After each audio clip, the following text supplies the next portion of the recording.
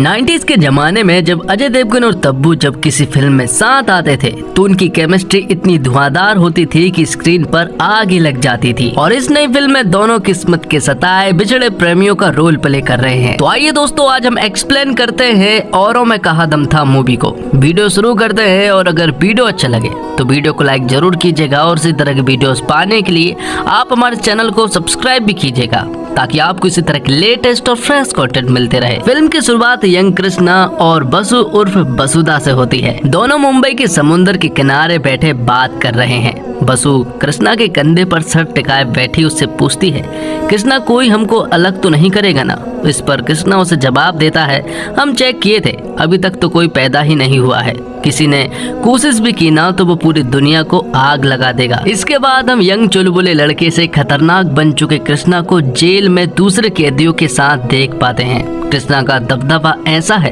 कि उसके चश्मा उतरते ही दूसरे कैदी पतली गली पकड़ लेते हैं और जो बच जाते हैं उसके सामने दोबारा खड़े होने के लायक नहीं रहते हैं। तो 22 साल से कृष्णा डबल मर्डर की सजा काट रहा है। मुंबई के आर्थर रोड जेल में उसकी पहचान अब सबसे हो गई। पुलिस वालों से लेकर कैदियों तक के बीच उसकी इज्जत है। उससे कोई भी पंगा नहीं लेना चाहता है। हालांकि दिखने में कृष्णा जो है वो एक सीधा साधा और डिसेंट आदमी है, लेकिन फिर भी उससे कोई भी पंगा नहीं लेता है क्योंकि उसकी असलियत के बारे में सभी अच्छे से जानते हैं। जेल में कुछ बदमाश गुंडे भी हैं जो कि कृष्णा की असलियत से वाकिफ नहीं है, लेकिन कृष्णा जो है वो वक्त आने पर ही उन्हें मजा चखाता है। तब तक वो उनके सामने बिल्कुल सीधा साधा रहता है। इसी बीच उसे पता चलता है कि उसकी 25 साल की सजा को घटा दिया गया है और उसे अब घर जाना होगा, तो वो पूरी तरह से डर जाता है। बचपन में ही अनाथ हो गए कृष्णा के पास वापस जाने का कोई घर नहीं है। वसुधा उसका सब कुछ थी, लेकिन जिंदगी के जिस मोड़ पर वो दोनों खड़े हैं वहाँ एक दूसरे को अपनाना नामुमकिन है। ऐसे में वो जेल से निकल कर करेगा क्या? साथ ही वो ये भी कह देता है कि वो बाहर जाने के लिए बिल्कुल भी तैयार नहीं है, लेकिन इसका कोई भी फायदा नहीं था क्योंकि उसकी अगले दिन रिहाई थी। लेकिन कृष्णा ऐसा होना नहीं देना चाहता है, वो जेल में ही रहना चाहता है। इसलिए वो जेल के सबसे बदमाश आदमी के पास जाता है और उसे वो बेरहमी से मारता है। लेकिन यहाँ पर उस बदमाश आदमी को लोग बचाकर ले जा लेते हैं और यहाँ पर कृष्णा को एक सेपरेट में डाल दिया जाता है। और जेल के ऑफिसरों को ये बात बहुत अच्छे से मालूम है कि कृष्णा बाहर क्यों नहीं जाना चाहता है, और ये बात भी मालूम है कि कृष्णा ने उस बदमाश आदमी को क्यों मारा है, ताकि उसे जेल से बाहर ना जाने दिया जाए। लेकिन डिसीजन फाइनल था और उसे अगले दिन जेल से रिहा होना ही होगा। कृष्णा के जेल से निकलने का मतलब था कि कृष्णा का 22 साल पहले हुए वाक्यों को दोबारा जीना, वसुधा से दोबारा मुलाकात और बीते गमों की दोबारा वापसी। इस सब के बीच उसे उस काली अंधेरी रातों को फिर से जीना पड़ेगा जिसने उसकी और वसुधा की जिंदगी को आम लव स्टोरी से बदलकर एक खौफनाक सपने के रूप में बदल दिया था। तो अगले दिन कृष्णा रिहा होने वाला था और कृष्णा का सबसे अच्छा दोस्त जिग्नेश जो है वो ये बात बसु को भी बता देता है, जिसके बाद कहानी जो है वो 22 साल पहले शिफ्ट हो जाती है, जहाँ पर कि हम यंग बसु और कृष्णा को देख पाते हैं। 22 साल पहले दोनों ही मुंबई के एक चौल में रहा करते थे। दोनों ही एक दूसरे के पड़ोसी थे और यहीं पर रहकर दोनों एक दूसरे से प्यार करने लगे थे। उनका प्यार ऐसा था कि दोनों एक दूसरे के लिए कुछ भी कर सकते थे। वसुधा के पास तो उसकी पूरी फैमिली है, लेकिन कृष्णा के पास कुछ भी नहीं है, वो पूरी तरह से अनाथ है। उसकी पूरी फैमिली सिर्फ और सिर्फ वसुधा ही है और वो वसुधा के लिए कुछ भी कर सकता है। तो कृष्णा जो है वो काफी इंटेलिजेंट है और वो हमेशा बसु को सपोर्ट करता है और आगे की पढ़ाई के लिए हमेशा मोटिवेट करता है। जिसके बाद कहानी जो है वो प्रेजेंट में आ जाती है, जहाँ पर कि हम कृष्णा को जेल से रिहा होता हुआ देख पाते हैं और कृष्णा को लेने के लिए उसका बचपन का दोस्त जिग्नेश आया था। वो यहाँ से निकलते हैं और सबसे पहले एक सेल्फी लेते हैं। वो सेल्फी जिग्नेश सबसे पहले बसु के पास पहुँचाता है और बसु सेल्फी को देखकर रोने लगती है क्योंकि बसु अभी भी कृष्णा से प्यार करती है। तो यहाँ से निकलने के बाद जिग्नेश और कृष्णा जो है वो साहू जी की शॉप पर पहुँचते हैं। दरअसल में सालों पहले कृष्णा जो है वो साहू जी की शॉप पर अकाउंटेंट का काम किया करता था और इसी बीच हमें इसी शॉप का एक फ्लैशबैक का सीन दिखाया जाता है। कृष्णा साहू जी की शॉप पर अपना काम खत्म करके वापस लौट रहा था, लेकिन तभी अचानक से कृष्णा देखता है कि कुछ 3 बदमाश लोग जो है वो साहू जी के शॉप पर उन्हें लूटने के लिए पहुंच जाते हैं। उन्होंने अपना फेस जो है वो पूरी तरह से कवर किया हुआ था। तो कृष्णा उनसे कहता है कि वो तीनों से तो नहीं लड़ पाएगा, लेकिन उन तीनों में से वो एक को तो आराम से पकड़ ही लेगा और फिर तीनों ही पकड़े जाएंगे, इसलिए तुम्हारे पास मौका है कि तुम अभी यहाँ से भाग सकते हो।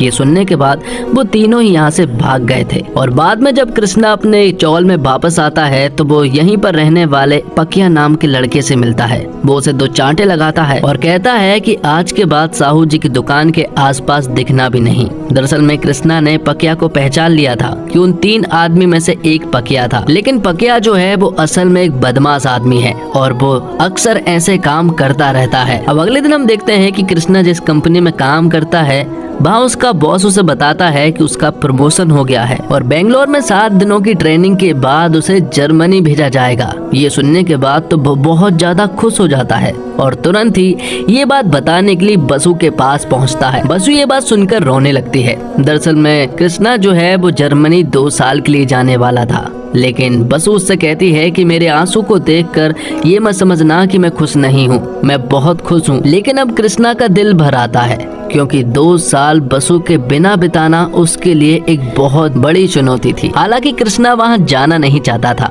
लेकिन बसु उससे कहती है कि ये तुम्हारे फ्यूचर का सवाल है। वो कहती है कि 2 साल की ही तो बात है, 2 साल के बाद वो दोनों शादी कर लेंगे और फिर हमेशा साथ रहेंगे। जिसके बाद वो अपने चौल में वापस जाने लगते हैं। वो चौराहे पर रुकते हैं जहाँ पर कि बसु कृष्णा से कहती है कि मैं यहाँ से जाती हूँ और वो 5 मिनट के बाद आए, वरना सभी को शक हो जाएगा। और जब बसु चौल में जा ही रही थी कि तभी अचानक से 3 बदमाश लड़के यहाँ पर बसु को पकड़ लेते हैं और वो बसु के साथ दुष्कर्म करने की कोशिश भी कर रहे थे। और उन 3 लड़कों में से एक लड़का पकिया था। तब यहाँ पर कृष्णा पहुँचता है और वो उन तीनों लड़कों को बुरी तरह से मारने लगता है। उसके हाथ एक हथियार भी लग चुका था, जिस वजह से वो उन तीनों में से 2 की जान ले लेता है और पकिया यहाँ से भाग चुका था। यहाँ से वो उन दोनों को सड़क पर घसीटते हुए लेकर आता है और खुद को सरेंडर कर देता है। जिसके बाद कहानी जो है वो प्रेजेंट में आती है। यहाँ पर हम कृष्णा को देख पाते हैं जो कि 22 सालों के बाद चौल में वापस आया था।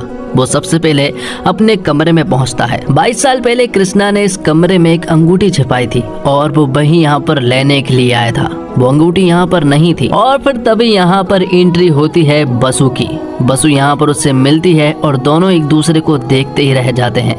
बसु यहाँ पर कृष्णा से कहती है कि मुझे मालूम था कि जेल से निकलने के बाद वो यहाँ पर जरूर आएगा और उसे ये भी मालूम है कि वो यहाँ पर अंगूठी लेने के लिए आया था, लेकिन सालों पहले ही बसु ने उस अंगूठी को कृष्णा के कमरे से निकाल लिया था। जिसके बाद बसु कृष्णा को उस जगह पर ले जाती है जहाँ पर कि वो दोनों अक्सर मिला करते थे और यहाँ पर कृष्णा बसु को बताता है कि वो आज रात ही दुबई जा रहा है और फिर मुंबई वो वापस कभी नहीं लौटने वाला। तभी यहाँ पर बसु के हस्बैंड अभिजीत का कॉल आता है और यहाँ कृष्णा को मालूम चलता है कि बसु ने अभिजीत को उन दोनों के बारे में सब कुछ बता दिया है। ये सुनकर कृष्णा पूरी तरह से हैरान रह जाता है और वो बसु से कहता है कि हम दोनों ने वादा किया था कि हम दोनों के बारे में हम किसी को भी नहीं बताएंगे। तो बसु कहती है कि तुम्ही ने कहा था कि आगे बढ़ जाओ और अब मैं जिस इंसान के साथ आगे बढ़ूं और उसे तुम्हारे बारे में ना बताऊं तो उस इंसान के साथ नाइंसाफी होगी। अब क्योंकि अभिजीत कृष्णा के बारे में सब कुछ जानता है इसलिए अभिजीत कृष्णा को घर बुलाता है।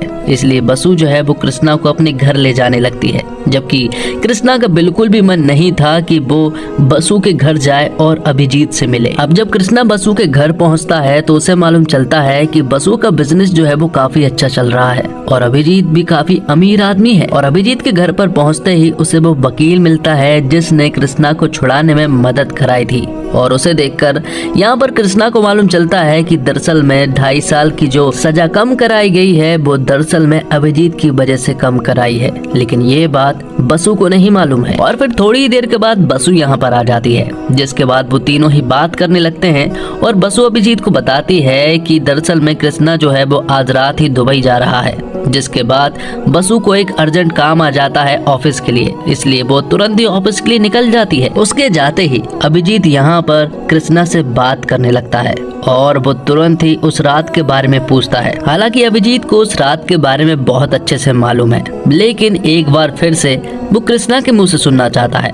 लेकिन यहाँ पर बसु ने जिस तरह से अभिजीत को बताया था उसी तरह से यहाँ पर कृष्णा भी अभिजीत को उसी तरह से सब कुछ बताता है कि उन 3 लोगों में से उसने 2 को मार दिया था और एक लड़का पक्या जो है वो भाग गया था, जिसके बाद उन दोनों लड़कों को उसने घसीटता हुआ सड़क पर लेकर आया था और खुद को सरेंडर कर दिया था। लेकिन यहाँ से अभिजीत को आगे की स्टोरी नहीं मालूम थी। उसे जानना था कि आखिर आगे हुआ क्या, आगे पक्या का क्या हुआ, जिस पर कि यहाँ पर कृष्णा बताता है कि उसके जेल जाने के बाद उसे सिर्फ और सिर्फ एक ही चिंता सता रही थी कि जेल में आ जाने के बाद अब पक्या जो है वो बसु के साथ कुछ कर ना दे। इसलिए कृष्णा ने बसु को अपनी पूरी फैमिली को लेकर मुंबई छोड़ने को कहा था। तब बसु ने ऐसा ही किया था और उसकी पूरी फैमिली मुंबई छोड़कर चली गई थी। और फिर कुछ दिनों के बाद कृष्णा को मालूम चलता है कि थाईलैंड में महेश नाम का एक बहुत बड़ा गैंगस्टर जो है वो अरेस्ट हो चुका है और उसे थाईलैंड से अब इंडिया लाया जा रहा है। लेकिन इंडिया में भी उसके बहुत सारे दुश्मन हैं। तो महेश जो है वो उसी जेल में आ जाता है जिस जेल में कृष्णा है। तब कुछ क्रिमिनल्स को जेल में लाया जाता है जो कि महेश को मारना चाहते थे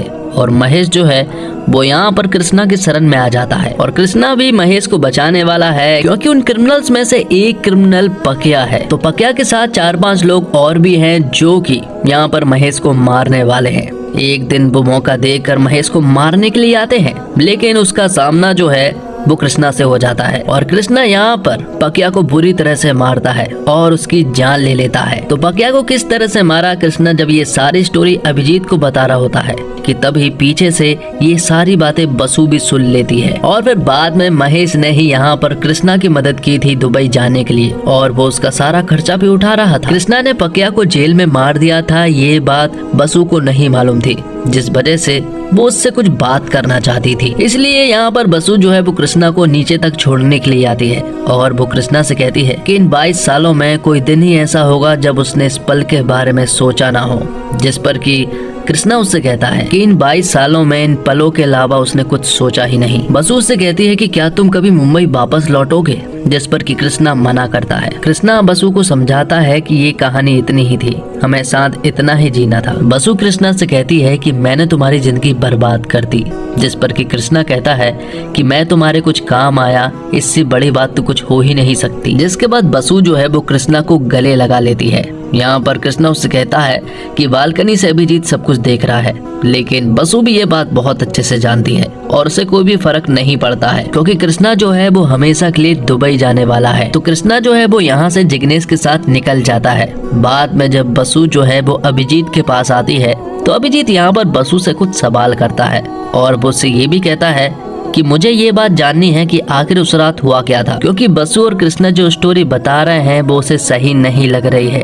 जिस पर कि बसु उसे रियल स्टोरी बताना शुरू करती है। उस दिन वो दोनों मिले थे और जब बसु चौल की तरफ वापस लौट रही थी तो उन तीनों ने उसके साथ दुष्कर्म करने की कोशिश जरूर की थी, लेकिन जो 2 लोग मारे गए थे वो कृष्णा के हाथ नहीं मारे गए थे, बल्कि बसु के हाथ गलती से मारे गए थे सेल्फ डिफेंस में। और थोड़ी देर के बाद जब कृष्णा यहाँ पर आया तब तक पक्के यहाँ से भाग चुका था और वो दोनों लड़के मारे गए थे। ये देखकर यहाँ पर बसु पूरी तरह से घबरा जाती है और यहाँ पर कृष्णा उससे कहता है कि घबराने की कोई भी बात नहीं है, क्योंकि वो ये सारा इल्जाम अपने ऊपर लेने वाला है। कृष्णा यहाँ पर बसु को बहुत अच्छे से समझा देता है और उसे अपने घर भेज देता है। बाद में कृष्णा ने खुद को सरेंडर कर दिया था और अगले दिन बसु जब उससे मिलने के लिए आई थी तो उसने उससे कह दिया था कि वो अपनी फैमिली के साथ दूर चले जाए और आज के बाद वो उससे मिलने के लिए कभी ना आए। साथ ही उसने उसे आगे बढ़ने के लिए भी कह दिया था, मतलब कि शादी करने के लिए। तो इस तरह से कृष्णा ने अपनी पूरी जिंदगी जो है वो अपने प्यार के लिए दांव पर लगा दी थी। तो दोस्तों, फिल्म औरों में कहा दम था के डायरेक्टर और राइटर नीरज पांडे को अपनी शानदार थ्रिलर फिल्मों के लिए जाना जाता है।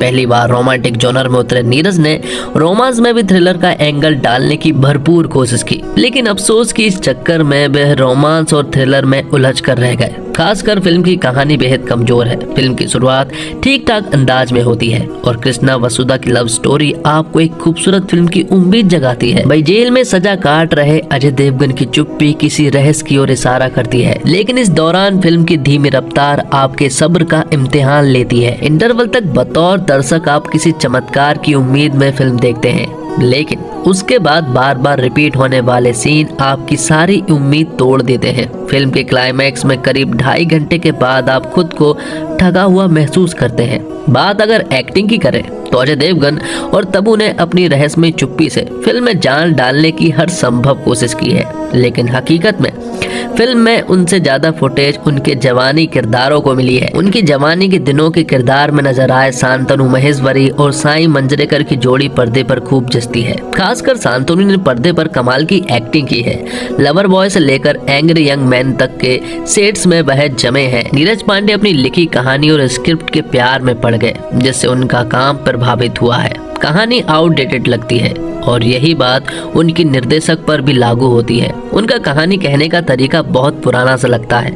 कहानी में भले दम नहीं हो, लेकिन कहने का अंदाज निराला हो तो देखा जा सकता है। लेकिन यहाँ नीरज असफल रहते हैं। संगीत नीरज की फिल्म में हमेशा से कमजोर पक्ष रहा है, लेकिन औरों में कहाँ दम था कि म्यूजिक और बैकग्राउंड म्यूजिक उम्दा है। नीरज जानते थे कि उनकी फिल्म में खामोश पल ज्यादा है, लिहाजा बैकग्राउंड म्यूजिक बहुत ही महत्वपूर्ण हो जाता है और इस मामले में संगीतकार MM क्रीम ने अच्छा काम किया है। गीत अर्थपूर्ण है, हालांकि अभी लोकप्रिय नहीं हो पाए हैं और अजय देवगन के चेहरे के एक्सप्रेशन इन दिनों एक जैसे लगते हैं, चाहे शैतान देख लो या मैदान देख लो। औरों में कहाँ दम था में भी उसी एक्सप्रेशन के साथ भी नजर आए, मानो मैदान के सेट से निकल कर वो औरों में कहाँ दम था के सेट पर आ गए हों। उन्हें अभिनय में विविधता लाना जरूरी है। तब्बू अच्छी एक्ट्रेस है, लेकिन फिल्म के अंत में ही उन्हें चंद ऐसे सीन मिलते हैं जहां वे अपनी प्रतिभा दिखाती है। उन जैसी एक्ट्रेस को कम मौका देकर निर्देशक ने खुद अपना नुकसान किया है और फिल्म देखने में दिक्कत तब होती है जब डायरेक्टर के पास दिखाने का कोई फिल्म ना हो,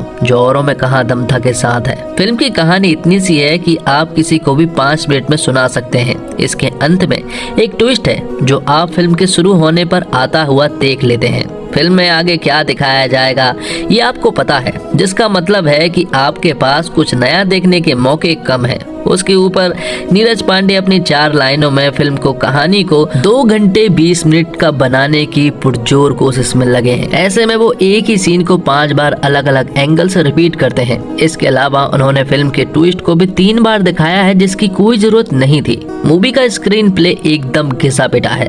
ऐसी कहानियां हम सब फिल्मों में देखने के साथ साथ किताबों में भी पढ़ चुके हैं। ये फिल्म अगर बेइंतहा स्लो नहीं होती तो फर्स्ट हाफ में ही पूरी कहानी निपट सकती थी। कहानी में कोई नयापन नहीं है, लेकिन मूवी के एक्टर्स ने अच्छा काम किया है, क्योंकि स्क्रीन प्ले इतना खराब है तो एक्टर्स के पास भी खास कमाल करने का मौका कम ही था। इसके बीच भी शांतनु महेश्वरी ने अपना कृष्णा का किरदार काफी अच्छे से निभाया है। साई मंजरेकर ने उनका काम ठीक ठाक किया है, हालांकि उनके चेहरे पर एक्सप्रेशन की कमी जरूर खलती है। अजय देवगन और तब्बू की जोड़ी को दोबारा साथ देखना अच्छा था, लेकिन उन्होंने भी बहुत कुछ धमाकेदार इस फिल्म में नहीं किया है। स्लो मूवी में भी आप उनकी केमिस्ट्री अच्छे से देख सकते हैं। जिमी शेरगिल के किरदार को एकदम वेस्ट कर दिया है। फिल्म का क्लाइमैक्स चारों सितारों के बढ़िया काम से अच्छा बना है और फिल्म के गाने भी ठीक है। इनमें मनोज मुंतासिर के बोल यहाँ वहाँ आकर लगते हैं, जो मुझे पर्सनली अच्छा लगता है। और इसी के साथ ये एक्सप्लेनेशन वीडियो यहीं पर खत्म होता है। तो दोस्तों, उम्मीद करता हूँ आपको वीडियो पसंद आई होगी। वीडियो अगर अच्छा लगा हो तो वीडियो को लाइक जरूर कीजिएगा और इसी तरह के वीडियोस पाने के लिए आप हमारे चैनल को सब्सक्राइब भी कीजिएगा, ताकि आपको इसी तरह के लेटेस्ट और फ्रेश कंटेंट मिलते रहे। मिलते हैं एक और कमाल की वीडियो के साथ, तब तक के लिए आप हमारे चैनल के साथ बने रहिए। धन्यवाद। जय हिंद, जय भारत, जय श्री राम।